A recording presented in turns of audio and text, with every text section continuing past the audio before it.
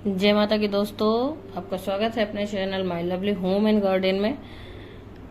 माता रानी की कृपा आप सभी लोगों पे सदा और सर्वदा बनी रहे। दोस्तों, आज हम लोग बात करेंगे सूर्य ग्रहण के संबंधित। सूर्य ग्रहण कब से कब तक लग रहा है, सूतक काल कब है और इस दौरान हमें क्या करना चाहिए, क्या नहीं करना चाहिए, और गर्भवती महिलाओं को जो गर्भ से हैं स्त्रियां, उन्हें क्या करना चाहिए, क्या नहीं करना चाहिए।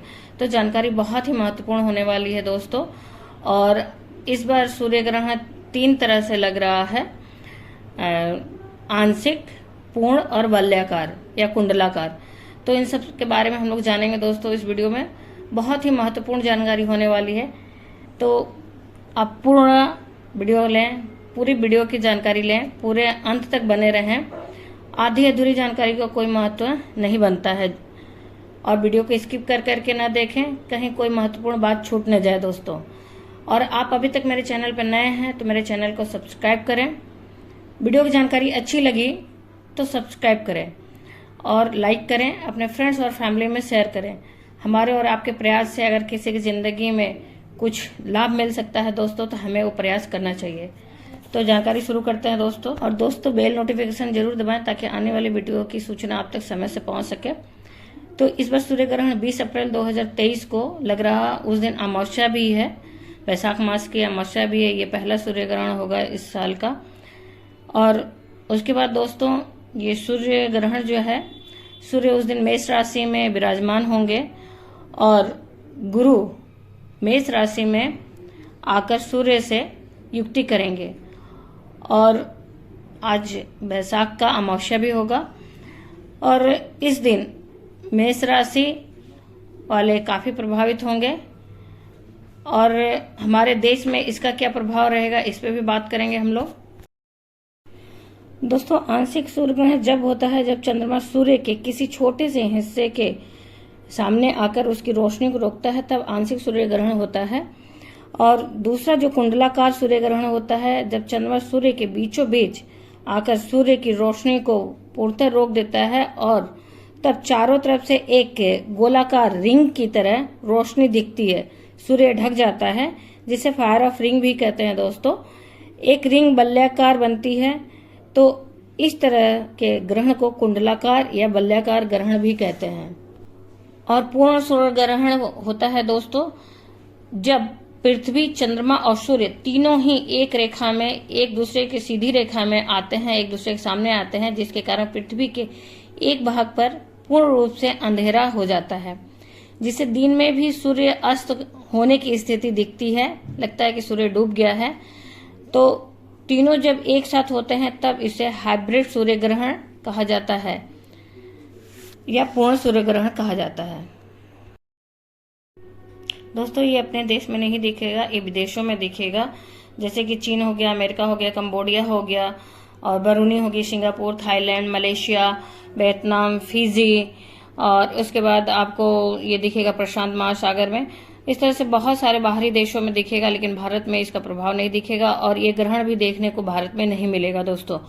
उसके बाद आपको इसका समय क्या है वो जान लेते हैं।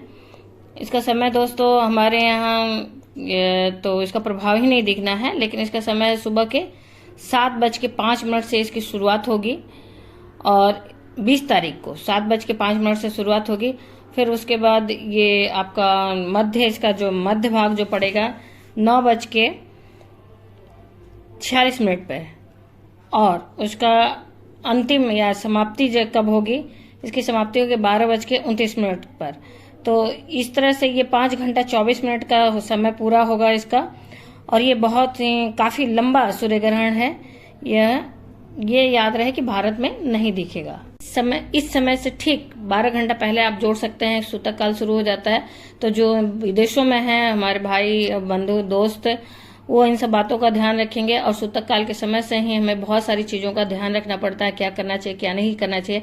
अगर उन सब चीजों को हम भूल के भी करते हैं तो उससे हमें नरक भोगना पड़ सकता है, या फिर दरिद्रता हमारी जिंदगी में आ सकती है दोस्तों, और हम गरीबी का सामना या बहुत सारी दिक्कत परेशानियों में पड़ सकते हैं। तो जानते हैं कि हमें इस समय क्या करना चाहिए, क्या नहीं करना चाहिए। पहले हम दोस्तों जानते हैं हमें क्या नहीं करना चाहिए। आज के दिन हमें जो सूर्य ग्रहण जब लगता है तो उस समय हमें किसी भी सुनसान जगह पे अकेले नहीं जाना चाहिए, क्योंकि इस समय नकारात्मक शक्तियाँ काफ़ी प्रभावित रहती हैं। ग्रहण के समय खास करके जो होता है, उस समय हमें भगवान की मूर्ति या फिर मंदिर में नहीं जाना चाहिए। ठीक 12 घंटा पहले जब सूतक लगता है तभी से मंदिर में नहीं जाना चाहिए और भगवान का स्पर्श भी नहीं करना चाहिए। ग्रहण काल के समय किसी नए काम की भी शुरुआत नहीं करनी चाहिए दोस्तों। जैसे कि दुकान खोल रहे हैं, अपने कोई दुकान की ओपनिंग कर रहे हैं या बिजनेस की ओपनिंग कर रहे हैं, तो वो भी नहीं करना चाहिए। या कोई मांगलिक कार्य हो गया, जैसे विवाह शादी हो गई, सगाई हो गई या मुंडन संस्कार हो गया आदि, कोई भी चीज जो नया आप पहली बार स्टार्ट कर रहे हैं उसे नहीं करना चाहिए इस समय आपका। उसके बाद आता है इस समय बाल झाड़ना, नाखून काटना और दाढ़ी में शेविंग करना, ये इस तरह की चीजों को भी नहीं करना चाहिए। इस काल में, ग्रहण काल में, चाहे वह कोई भी हो, उसे सोना भी नहीं चाहिए। और यहाँ तक कहा जाता है कि सुई में धागा भी नहीं डालना चाहिए, हमें सिलाई भी नहीं करनी चाहिए, किसी भी चीज की कटिंग मतलब किसी भी चीज को काटना भी नहीं चाहिए, चाहे सब्जी हो या कपड़ा। फिर उसके बाद हम अगर यात्रा पे हमें जाना है तो ग्रहण काल के पहले या बाद में जाएं, इस समय नहीं जाना चाहिए। बहुत जरूरी है तो हम पहले ही निकल जाएं और ग्रहण काल में ना निकलें। ग्रहण काल के समय किसी भी गरीब का अपमान भी हमें नहीं करना चाहिए। कोई गरीब हो, असहाय हो तो उसका अपमान नहीं करना चाहिए। अगर हम ऐसा करते हैं, किसी गरीब का अपमान करते हैं, तो हमें शनि भगवान के प्रकोप से प्रभावित होना पड़ सकता है। तो इसलिए दोस्तों इस समय आप ध्यान रखें कि अगर कोई गरीब या भिखारी आपके दरवाजे पे आता है तो उसकी मदद जरूर करें, आपसे जो बन पड़ता है उसकी सहायता जरूर करें। ग्रहण काल के दौरान किसी गरीब या भिखारी का अपमान न करें। फिर उसके बाद दोस्तों ग्रहण काल के दौरान शारीरिक संबंध भी हमें नहीं बनाना चाहिए। पति पत्नी है तो उन्हें सहवास नहीं करना चाहिए, नहीं तो नरक की यातना भोगनी पड़ सकती है शास्त्रों के अनुसार। ऐसा करने वाला व्यक्ति दूसरे जन्म में पशु योनि में जन्म लेता है। तो इन सब बातों का हमें ध्यान रखना चाहिए। इस समय खाना पकाना या खाना खाना भी वर्जित होता है, क्योंकि साक्षात सूर्य भगवान पे सूतक लगी होती है। सूर्य भगवान पीड़ित होते हैं, सूर्य भगवान कष्ट में होते हैं और पूरी पृथ्वी पर एक ही सूर्य है, चाहे भारत में हो या नहीं हो, लेकिन ये पूरे कहा जाता है कि पूरे वर्ल्ड में एक ही सूर्य है। तो सूर्य इस समय पीड़ित होते हैं, इसलिए इन सब बातों का हमें ध्यान रखना चाहिए। तिल मालिश भी नहीं करना चाहिए और नॉनवेज जो खाते हैं, मांसाहार भी नहीं ग्रहण करना चाहिए, शराब का सेवन भी नहीं करना चाहिए। इस समय झाड़ू पोछा भी नहीं करना चाहिए दोस्तों। और गर्भवती महिलाओं को तो खास करके इन सब बातों का ध्यान रखना चाहिए। अगर वो गलती से भी कुछ गलत करती हैं, ये सब चीजें करती हैं, तो उनके गर्भ में पलने वाले शिशु पे बहुत ही बुरा प्रभाव पड़ता है। और ग्रहण काल में गर्भवती स्त्रियों को बाहर भी नहीं निकलना चाहिए दोस्तों। गर्भवती महिलाएं अपना सारा काम करके इस समय अपने कमरे में रहें, जहां सूर्य की रोशनी न पड़ रही हो उस जगह पे रहें। बहुत जरूरी है अगर खाना पीना, तो अपने खाने पीने के सामान में सूतक लगने के पहले ही तुलसी के पत्ते को डाल के रखें। और जो ऐसा सामान है जो हमारे घर में मतलब कहा जाए कि कुछ ऐसी चीजें होती हैं जो फेंकी नहीं जा सकती या खत्म नहीं तुरंत की जा सकती, जैसे दूध हो गया, दही हो गई, और अगर ये सब चीजें बचती हैं तो इन सब चीजों में तुलसी के पत्ते को हम पहले ही डाल के रख लेते हैं। सूतक काल के समय, ग्रहण काल के समय हम तुलसी के वृक्ष को भी नहीं छुएंगे, किसी भी पौधे को नहीं छुएंगे, किसी भी लकड़ी को भी नहीं छुएंगे या तोड़ेंगे, ऐसा भी नहीं करना चाहिए। तो इसलिए हमें तुलसी के पत्ते को पहले से ही तोड़ के रखना चाहिए। गर्भवती महिलाओं को अपने मुख में पहले से ही तुलसी के पत्ते को रख लेना चाहिए और गंगा जल का सेवन कर लेना चाहिए। थोड़ा सा गंगा जल पहले ही पी लेना चाहिए। इससे हमारे गर्भ में, गर्भवती महिला के जो गर्भ में शिशु पलता है उसकी सुरक्षा होती है। और एक उपाय, एक अचूक उपाय कहा जाए हमारे पौराणिक मान्यताओं के हिसाब से, हमारी जो दादी नानी थी उनके हिसाब से ये बताया जाता था कि गर्भवती जो स्त्री हैं वो अपने नाप का लाल धागा लें और उसे खड़ा, अपने घर में कोई कील हो तो खड़ा ही टांग दें, उसे मोड़े नहीं। ये एक अचूक उपाय है। और ग्रहण काल खत्म होने के बाद इस धागे को नदी में ले जाके प्रवाहित कर दें, जहाँ बहने वाला जो प्रभावित जल है, जो लगातार निरंतर बहने वाला जल है, वहां पे प्रभावित कर दें। अगर कील नहीं है दोस्तों तो आप अपने घर में इसे टेप की सहायता से भी दीवार पे चिपका के खड़ा टांग सकते हैं।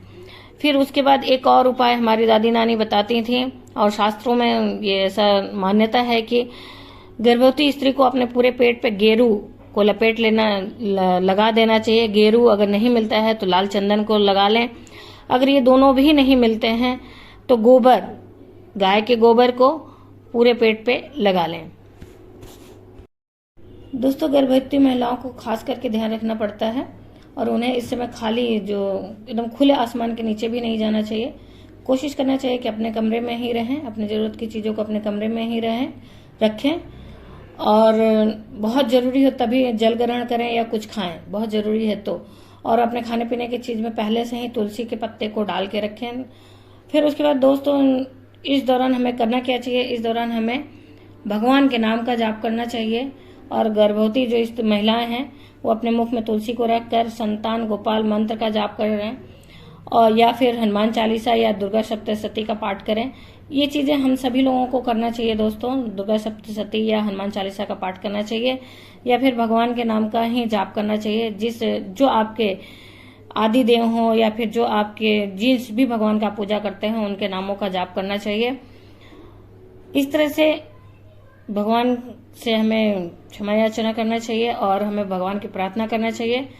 और दोस्तों, उसके बाद जब सूर्य ग्रहण खत्म हो तो हमें गंगा स्नान जरूर करना चाहिए। अगर गंगा स्नान नहीं करने की आपके यहाँ व्यवस्था है तो आप गंगा जल को अपने नहाने वाले जल में मिला के नहाएं और ग्रहण काल खत्म होने के बाद ही अपने घर में झाड़ू पोछा करें, गंगा जल से छिड़काव करके शुद्धिकरण करें अपने घर का। फिर उसके बाद ही अपने घर के मंदिर में गंगा जल वगैरह छिड़क के शुद्धिकरण करें, साफ सफाई करें और पूजा पाठ करें। इस तरह से दोस्तों उसके बाद ही हमें सब चीज़ें करनी है। और ये मेष राशि और अश्विनी नक्षत्र वाले लोगों को ज़्यादा प्रभावित करेगा इस बार का सूर्य ग्रहण, तो उन्हें भी खास करके ध्यान रखना है कि ये सब चीज़ें न करें वो। इसके बाद हमें दान पुण्य भी करना चाहिए। इस समय करने वाला दान पुण्य विशेष फलदायी होता है। ब्राह्मण को दान देना चाहिए और पशु पक्षियों को भी चारा देना चाहिए, गाय को भी रोटी खिलानी चाहिए, कुत्ते को भी खिलाना चाहिए दोस्तों, और पक्षियों के लिए भी दाना डालना चाहिए। फिर चींटियों के लिए भी आटा और चीनी मिला के जहाँ पे जैसे पेड़ की जड़ में डाल सकते हैं या फिर ऐसे जगह पे जहाँ से चींटियाँ निकलती हों तो उस जगह पे हमें डालना चाहिए। इन सब चीज़ों को करने से हम सूर्य ग्रहण के जो प्रभाव से बच सकते हैं और उनका आशीर्वाद पा सकते हैं।